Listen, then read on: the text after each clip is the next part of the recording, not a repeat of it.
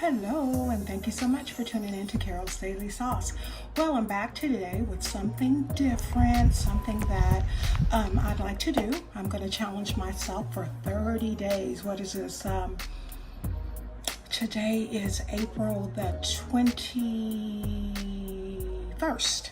And so until May the 21st, I will be doing this every single day, whether I have on no makeup, whether I have on a scarf on my head, whether I'm not feeling really well. This is something that I'm going to do. The reason I'm going to do this challenge to come to you guys every day, because I think that this that I've taken on is very, very, very, very, very, very important. It has to do with our tongue and what rolls off our mouth, and how many times we have said, did I say that? I can't believe I said that. So, that was an excellent thumbnail. Anyway, I just wanted to really talk to you about our tongue. As most of you know, I am a born again Christian. I am what some people call it. I can't control your tongue, but there's something my intent is not to control anyone's tongue, but through my life, I like to share. So, what I'm talking about actually,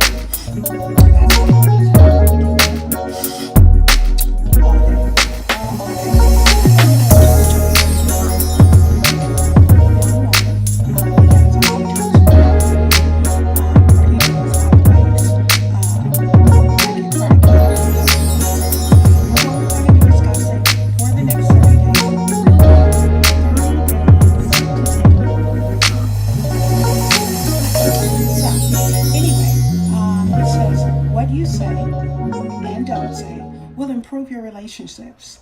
This is a book by Deborah Smith Pegues, Pegues, and over 1 million of these copies have been sold. I'm not going to read the back of it. It just basically is telling us and it is telling us how to control our tongue from a Christian perspective. Okay, so I'm going to go ahead and read to you the first day, and then we'll talk about it. The great thing about it, I don't do regardless when I read, the great thing about it is that the chapters are very. So I'm looking down. It says day 1, the light tongue. The tongue detests lips. The tongue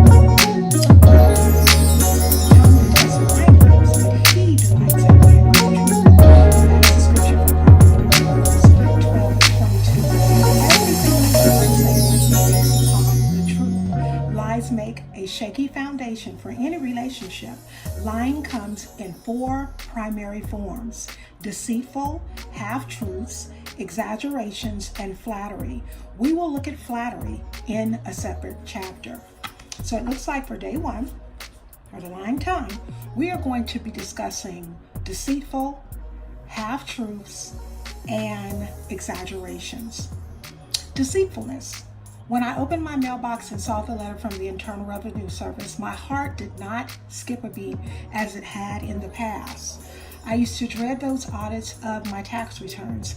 Having been a faithful tither since the age of 18, I had learned over the years to keep a good record of my charitable giving because it usually generated an audit. However, I tended to be rather creative in interpreting the tax law in other aspects of the return.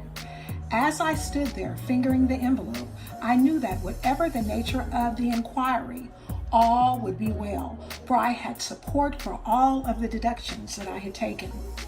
I couldn't help remembering a particular audit several years back in which I finged ignorance of a tax law to justify my claim of a non-deductible education expense. While sitting before the auditor and trying to appear innocent, I kept thinking, God's going to strike me dead for lying. All my life, my Sunday school teachers had taught me that God had no tolerance for liars. Nevertheless, I had succumbed to the temptation of a larger tax refund. So there I sat, engaged in the most blatant form of lying, plain old deceitfulness. I decided then that life was too short to bear anxiety and remorse of being deceitful for a few extra dollars. Peter warns us, whoever would love life and see good days must keep his tongue from evil and his lips from deceitful speech. That's 1 Peter 3:10. Why do some people practice deception? Many do it for financial gain, for social advantage, to hide immoral acts, or to obtain other benefits. Jacob, whose name meant trickster, conspired with his mother and deceived his father into giving him the birthright blessing that belonged to his brother Esau. This is in the chapter of Genesis 27. When Esau discovered the deception, he threatened to kill him. Jacob was forced to leave the town and to live with his uncle Laban. Notwithstanding, he had to reap the seeds of deceit that he had sown. Laban tricked Jacob into marrying his daughter Leah, whom Jacob did not love. Laban further deceived Jacob by changing the terms of his employment agreement numerous times. Jacob was forced to work 14 years to marry Rachel, whom he did love. Eventually, because he abandoned his deceitful ways and became a tither, God blessed Jacob beyond his wildest imagination. He returned home after many years with a beautiful family, much abundance, and a new name, Israel. Engaging in deceitfulness is a slap in God's face and has dire consequences. When we make a choice not to trust him to handle a situation, we in essence decide he is a liar and will renege on his promise to meet every need. We then proceed to make our own way by any means necessary, even being deceptive. In doing so, we forfeit the good life God has planned for us. Now we're going to be reading about the half-truths. Half-truths. Joan Smith took the day off on Monday. She returned to work on Tuesday and explained to her boss that she had been absent because her elderly mother had been hospitalized. The truth of the matter is that Joan had only spent 2 hours at the hospital and 6 hours of shopping. Joan's objective was to have her boss believe that she had spent the entire day at her mother's bedside. She told half-truth. I was once the queen of half-truths. And convinced myself that I was still working in iniquity. One of my favorite half-truths was blaming lost keys for my being late for an appointment. I seemed to always misplace my keys. However, I could usually locate them within a few minutes in one of the several places I knew to look. The real reasons for my tardiness was unusually poor time management. When I would offer my excuse, I rationalized that the portion of my statement that I verbalized was untrue. I had indeed searched for the keys, but I ignored the fact that the undisclosed information, like the extra minutes that I'd spent in the bed, or the decision to be and do a completely insignificant task, would have caused the hearer to draw a different conclusion about me. My husband finally impressed upon me the painful reality that any intent to deceive is a lie, period. So if we're trying to deceive people, if we're telling half-truths, it's a lie, period. I find it interesting that the word integrity derives from integer, which is a mathematical form. An integer is a whole number as opposed to a fraction. When we walk in integrity, we tell the whole truth and just not a fraction of it. Someone was well aware of the many ways there are to lie when he suggested that the court oaths change a person to tell the truth, the whole truth, and nothing but the truth. Now I'm going to be reading to you the part on exaggerating. Sorry guys, whenever I look at the camera, I look like this, because when I look like this, I can't see nothing but blur. Exaggerating. Do you often embellish a story in order to get more attention from the listener? Exaggerating may be harmless, but it is also a form of lying. The danger in exaggerating is that those who are familiar with a person's propensity to stretch the truth will discount everything he says. This is also the paradox of exaggerating. A person stretches the truth to make something sound more believable, but then he loses his credibility because he exaggerates. I know several truth stretchers. Their favorite words include absolute terms like everybody, nobody, and always. They're always jokingly warned, now you know you should only believe half of anything that she says.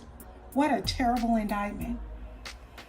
Is this how we would like to be viewed? Do you want to be viewed as exaggerating stories and not telling the whole truth and nothing but the truth? When you relate a story or an incident, know that it is okay to tell it with enthusiasm. Just avoid the exaggerations. Stick to the facts at face value and resist the urge to be the center of attention by engaging in this form of lying. God has sealed the destiny of each and every liar. All liars shall have their part in the lake, which burns with fire and brimstone, and that is in Revelation 21, verse 8. Death means separation. We're going to read the affirmation of today, and then I'm going to go ahead and discuss day one of learning to tame our tongue. Today's affirmation is, my mouth speaks what is true, for my lips detest wickedness. All the words of my mouth are just. None of them is crooked or perverse. That is out of Proverbs chapter 8, verses 7 and 8. Now, let's go over what we just discussed on the first day of the lying tongue. I'll take these off because I cannot be looking at y'all with them glasses on. I can't do it. So, y'all, gotta get some water. Cotton mouth, medication make me have cotton mouth. Allergies make me have situations, it's just all bad. But I'm blessed because I'm still here. And this is a good time video. I'm looking at it, it's only 12 minutes as of right now. So day one of the lying tongue. Day one is the lying tongue. And as we learned with the very short stuff that I discussed with you, we have the deceitfulness, we have the half-truths and the exaggerations. What the book has told us is to not fall into deceitfulness. Don't lie or tell half-truths. Don't exaggerate when telling stories. Be truthful because God delights in us being honest. God delights in us being truthful and very, very honest. So when you decide to tell a story, when you decide to call in sick and you're not really sick, be truthful about what it is that you're actually doing. If you're having a problem calling in sick and you're worried about losing your job as a result of it, if you're being truthful, you're not trusting God to allow you to keep it. Number two, if in fact you do lose your job for being truthful, you also have to realize that God is willing and able to bless you with another job. Be wise. Be wise. We are on day one of the lying tongue. Actually, we're on day one of 30 days to taming our tongue. But the first chapter we've read about the lying tongue. Stay away from deceitfulness. Stay away from half-truths. Stay away from exaggerating stories and exaggerating things that happen. Everybody wants to be a star. But when you go and stand before God, He's going to show you that He required the truth. So this has been day one of 30 days to taming the tongue.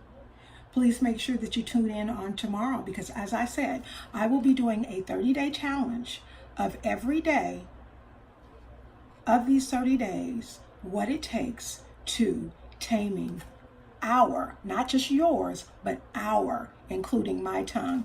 Hopefully this video has been very insightful to you. Hopefully the scriptures that I have shared with you are enlightening to you. In the description box, I will include the name of the book if you want to study right along with me. I will also include the website.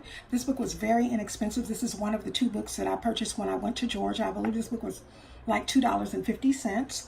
But I just felt like it is something really, really good because we need to learn to tame our tongues. So we just had some insight on the 30 days to taming our tongue. I'm showing you guys what the book looks like right here.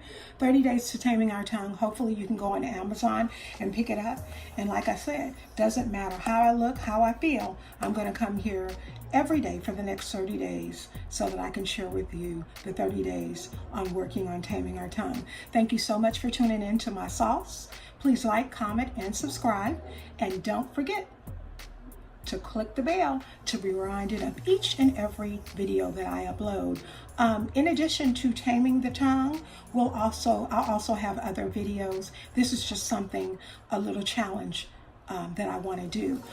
Please also be on the lookout for a TMI tag. Yep, too much information tag. I had a lot of fun in doing the new YouTuber tag and was given the TMI tag. So I'm going to be working on that. If in fact you see that tag come after or on one of the days when I do the 30 days and I have on the same outfit, nope, I didn't go 2 days and wear it. I just filmed on the same exact day. God bless you all. Thank you so much for tuning in to Carol's Daily Sauce. Hopefully you have a blessed day, and I hope to see you on tomorrow on our 2nd day of learning to tame our tongue. Talk to you soon. Bye-bye.